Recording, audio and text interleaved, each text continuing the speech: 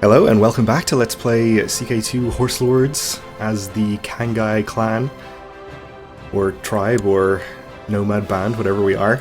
In our last episode we won a quick and pretty easy war against the Bulgars to take some land here, and we created a new vassal clan to give some of it to, while keeping the rest for ourselves, and by doing that we have increased our max population to 44k, which I think makes us the strongest clan. At least potentially.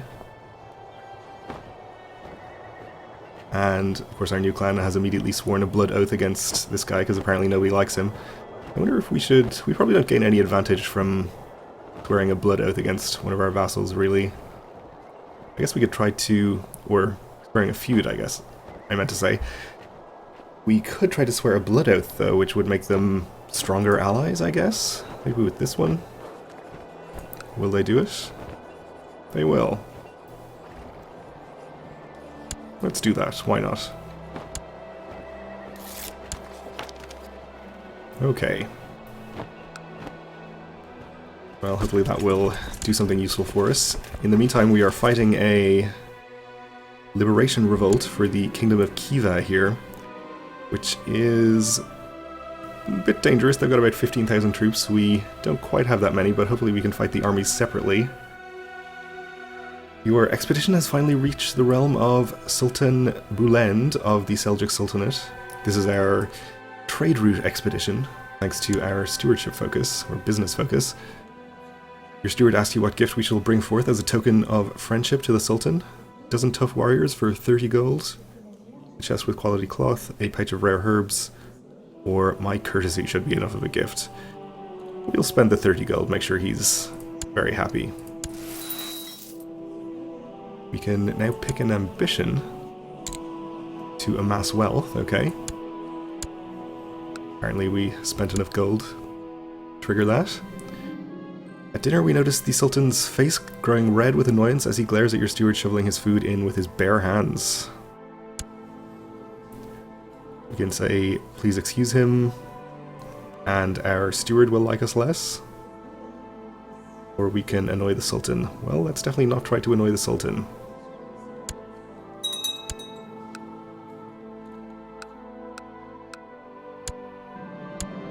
You are walking idly around the court of Sultan Bulend when you suddenly hear a discussion increasing in intensity around the corner. Turning the corner, you're surprised to see one of the shamans from your expedition engaged in a wild theological debate with a local noble. This could endanger the whole venture. So we can stop it and annoy this guy. Or we can maybe become zealous and annoy the Sultan. I think we are just going to have to annoy this guy. Try to keep the Sultan happy. After long hours of negotiating and discussing possible terms of trade, you and the Sultan seem to have arrived at a mutual understanding. This will be a profitable agreement. Well, let's hope so. With the new trade route set up, you return with the first batch of goods and sell them off for a nice profit. The influx of new wares will also benefit the economy for a long period to come. So we gain 100 gold, 150 prestige, and get extra city, castle, and tribal tax, which I think benefits us absolutely zero because we don't get any of those things. Get nomadic tax.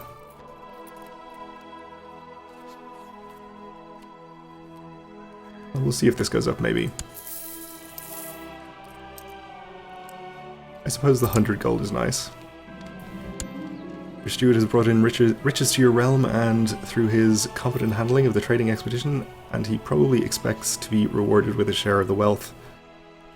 We can spare 15 gold for him, sure.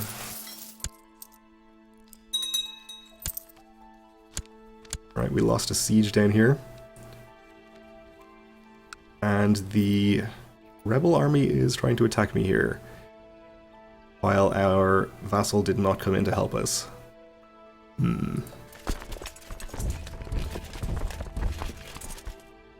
We could get out on the 17th of May, which is in time to escape, okay.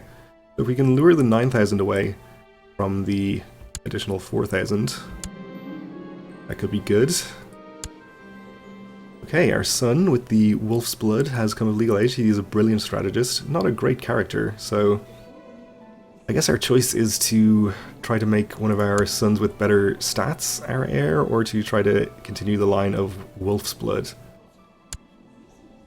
Meanwhile, our daughter became an amateurish plotter. Actually a better character in terms of stats than her brother.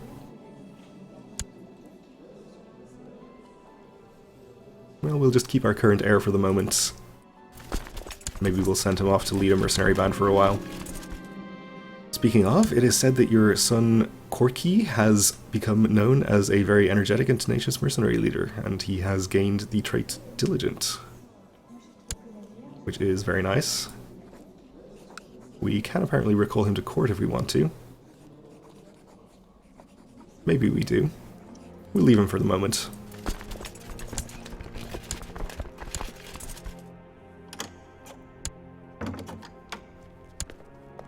And our daughter is very much in demand, apparently. This is a vassal Khan of somebody else who wants to marry her, and this is our vassal who wants to marry his marshal to her. I think we'll actually decline both of these. We'll maybe try to get a better alliance for her, or from her. We could marry him or her to the actual Khan of one of our vassal clans, which would definitely improve relations. Or Prince of Khotan. Maybe we'll just use her to cement relations with our vassal here. I think that will be fine.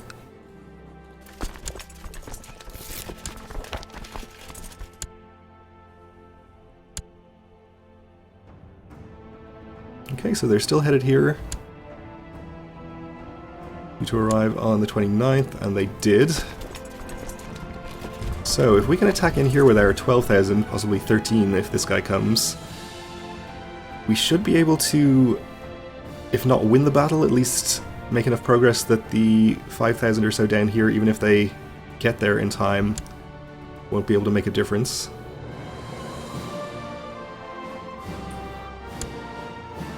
And they're already on the way. They finished their siege, but we're going to get there in just over a week. Crusade for Mesopotamia. His Holiness the Pope has been swayed by the cries for help from the Christian population in the Abbasid Sultanate. It is no concern of ours, but it will be interesting to watch. The Abbasids, not these guys. Okay. So the Kingdom of Mesopotamia.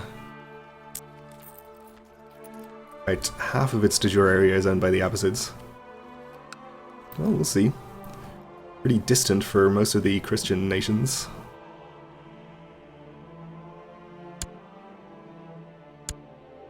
Alright, so we caught the army. This guy is not even in the adjacent county yet. Across a river, unfortunately. But fortunately, they don't even have a right flank, and they don't have a commander in the left, so I think we should win this pretty easily.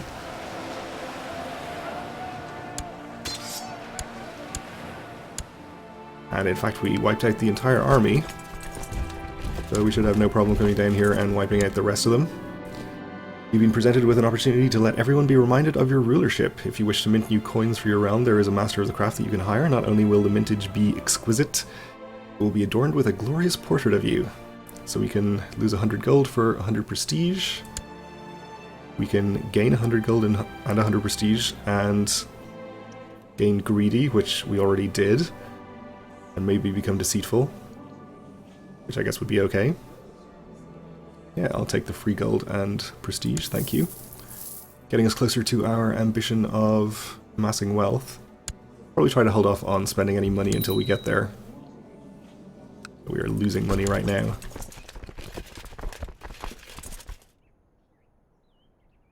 Dangerous factions again.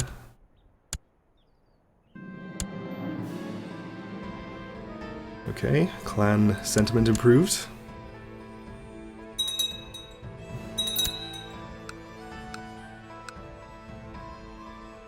Oh, and we can apparently take the decision to become the greatest of Khans.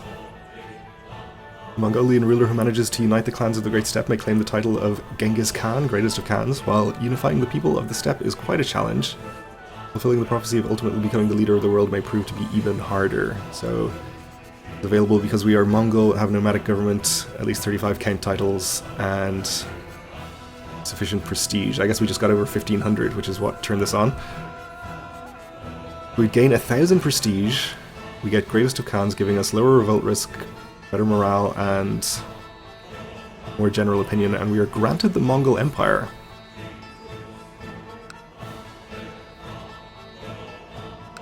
So I guess this guy would get some different title, or maybe there would be another Mongol Empire? I think we should do it. Why not? The Mongols, the many clans of the steppe, have been rallied under the same banner. The leader that managed to unite them all is Al-Qadai of the Mongol Empire. The people of the steppe now call their leader Genghis Khan, greatest of Khans, and have set their minds not only on ruling the steppes, but to spread throughout the world. Is there anyone who can stop the thundering armies of thousands of hooves? I truly am great. Okay, so I guess the answer to my question is that there are now 2 Mongol empires. Our son has spent his hard-earned wealth on attracting and recruiting more soldiers for his mercenary band. Good, okay. I guess that's fine. I guess we can see how his band is in the military screen. You can find him here. Not much in the way of a mercenary band. 43 light cavalry, 29 horse archers. Oh well.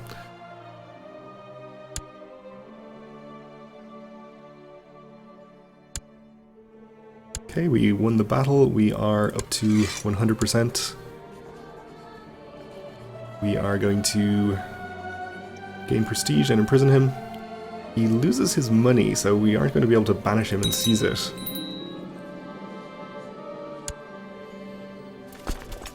Unfortunately.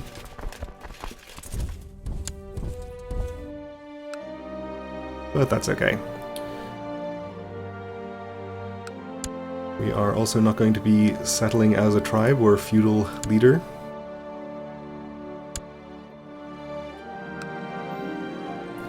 And I really wish that we weren't almost exactly the same color as the other Mongol Empire, but I guess, what did I expect?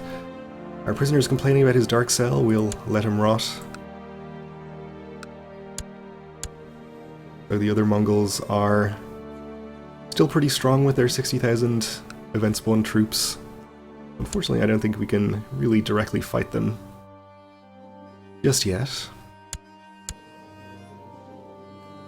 But I think now that we have over 500 manpower available, we'll probably go ahead and send off our youngest son with the wolf's blood to be a mercenary for a while. And we'll recall our older son. Except we cannot, okay.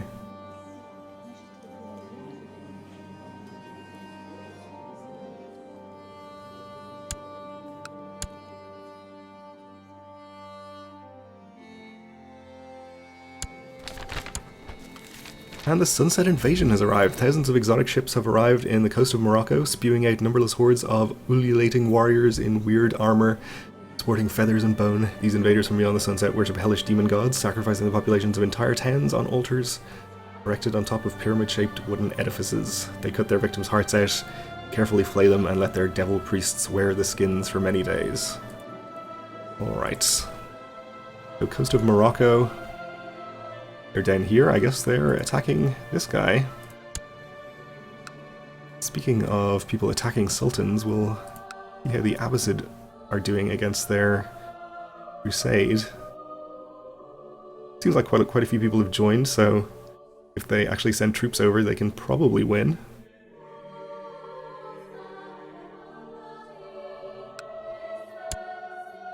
I think this guy was on the Abbasid side, so maybe they actually have a more evenly balanced war than I thought. He's not too strong.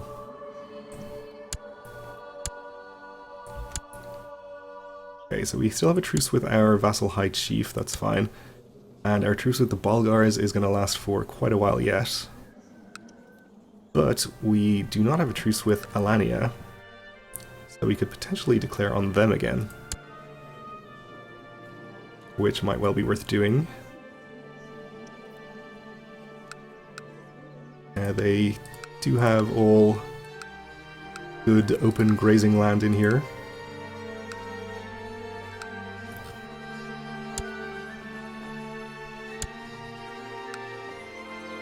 So I think we would take Alania probably, this duchy.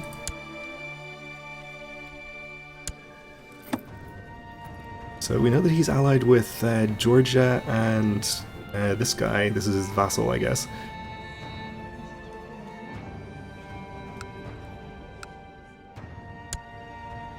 But I don't think either of those should be a problem. We beat them before and we're stronger now than we were then.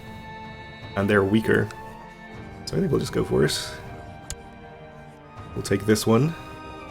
Costs us 3,000 or 300 prestige. But we can easily afford it.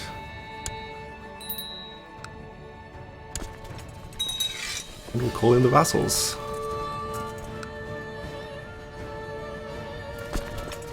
Our troops are kind of distant here, but we'll get them on their way over. You wake up and go to the window to greet the sun, and then suddenly realize that your castle garden has been neglected for years and turned into an overgrown and chaotic disgrace. We don't have a castle garden because we don't have a castle, but carry on. The weeds are knee-high and vines are making it almost impassable without having a sword at hand. Something needs to be done about this. Yeah, we'll make sure to make this a real garden with a glorious hedge maze.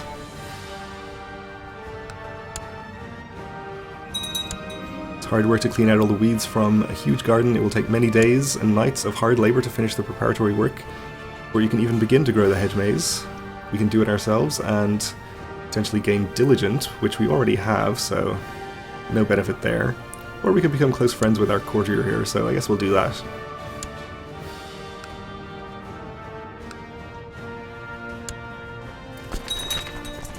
Okay, another huge fleet of the bloodthirsty Aztecs has been sighted in Cabo de Finisterre. Tengri have mercy. I'm not quite sure where that is. Oh, up here. We're probably attacking Leon or Portugal. Guess we can actually check. There we go, it's Leon. 0% currently against that guy.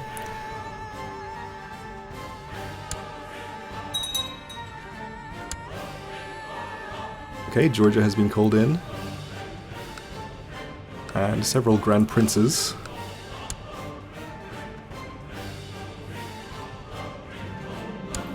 Now that the hedges are planted, and you just need to wait for them to grow, you turn your attention to other details that your garden needs. Should you add some statues to the dead ends of your maze?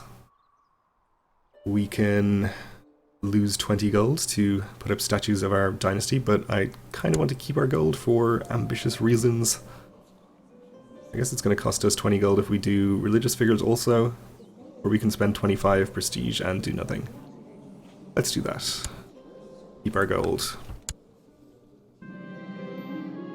We have been presented with an opportunity to let everyone be reminded of your rulership. Oh, this is the minting coins again. I guess we can just take 100 gold and 100 prestige. I think I saw a post on the forums about nerfing this event, and I didn't really know what it was talking about because it hadn't seemed that powerful to me, but if it's going to fire this often and just give us basically a free 100 gold and 100 prestige every time, I kind of see the issue. But for now we'll take it. And we fulfilled our ambition.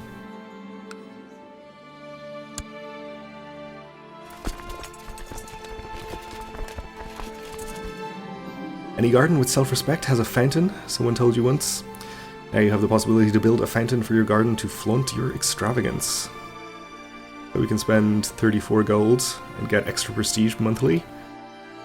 Or we can have a fountain and wine shall flow through it all days of the week. Maybe become gluttonous. Spend 100 gold. I think we'll just spend the more modest amount of gold.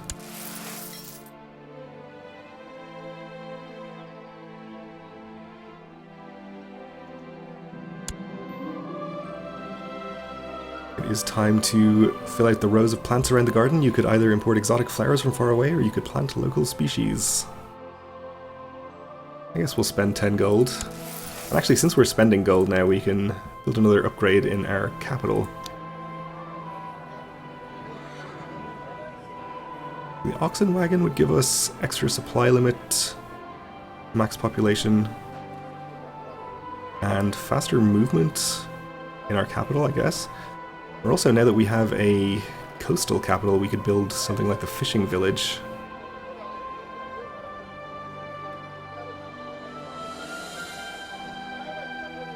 We would need a port for this. We'll build a the fishing village, why not?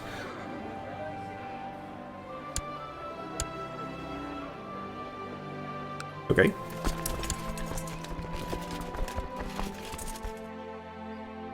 So one of our vassals apparently jumped the gun a little bit and sent some troops in when he should have waited for me, and lost his army for his trouble. There's a spot that is unused in a secluded part of the garden. Some people would say it's a perfect spot for a cozy pavilion. So sure, let's spend 17 gold on that.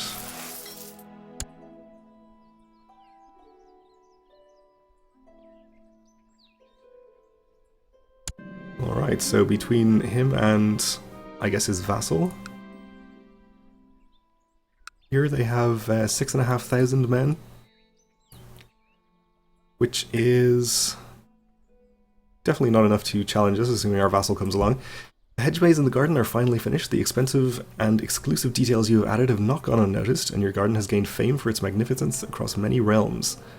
While creating the garden, you also learned much about how to make things grow and flourish around you, flowers as well as relationships. So we can say that we like to see things flourish and become a gardener,